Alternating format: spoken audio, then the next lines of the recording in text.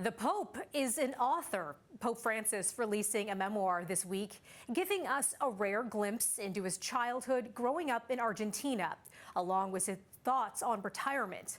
Joining us now to discuss the book and the Pope's legacy is Héctor Acero Ferrer, a religious scholar with Martin Luther University College. Héctor, thanks so much for joining us today.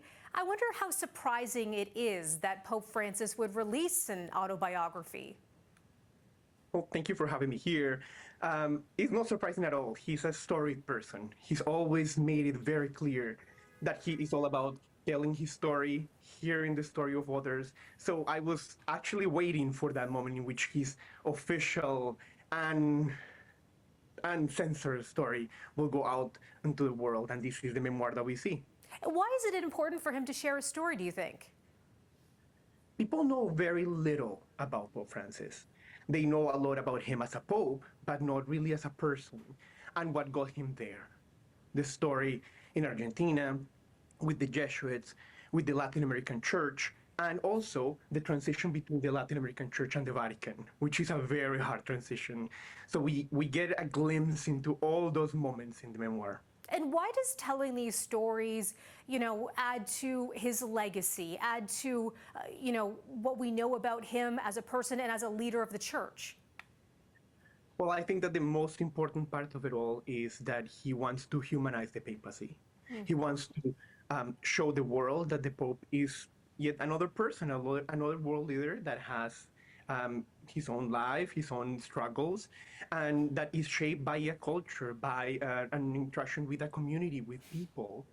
So part of what is happening here is that he is revealing to the world the making of a church leader. And, what we criticize or love of him, it comes out of a family, a community, a country, and a journey. Now, the 87-year-old pontiff has been dealing with numerous health issues over the last several years now. That has some wondering about a possible retirement. In the book, he says he has no plans to step down. How much do you think this might quiet kind of the armchair quarterbacks predicting what might happen next? Well, the Pope is also a person of tensions, of life tensions. So on the one side, he's always said if he is not able to perform his roles, he will retire. On the other side, he's always said that papacy is a vocation for life. So I think that second one is that what he's sticking to in the memoir. However, I can see him at any point just deciding to change his mind if he doesn't feel able to really serve the church and the world. If you were to kind of see him in action, in person, he is a very erratic person in a creative way. So he does these movements that people don't expect. So for now, we're getting the non-retirement story, but who knows what is going to happen. Mm-hmm. From your view, what do you think has been his greatest accomplishment over his time as Pope? I think that he has done three things for Catholics, and myself a Roman Catholic.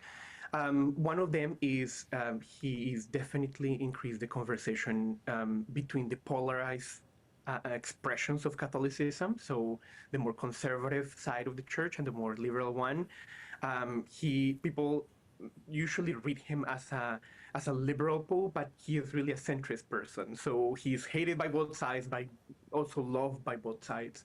So that's bringing people into conversation, even if it's through struggle and through discussion, is one of the accomplishments. The second one, I think, key to the reformation of the church and making the church a modern institution, an accountable institution, is bringing lay people, bringing women to look at the Vatican processes. So he's done a lot of internal work of reimagining the Vatican, of restructuring the systems that, were ancient systems that needed to be restructured to correspond to how the world works now. And then the third aspect of it has been around advocacy for marginalized groups. For him, it comes first through the refugees. That was his first work, but eventually is moved into other groups. And we've seen it more recently with LGBTQ communities around the world that he's decided to also really shed light on in the context of the church. Right. Picking up with a little bit what you said right there, progressives continue to call for a more welcoming Catholic Church when it comes to same-sex couples.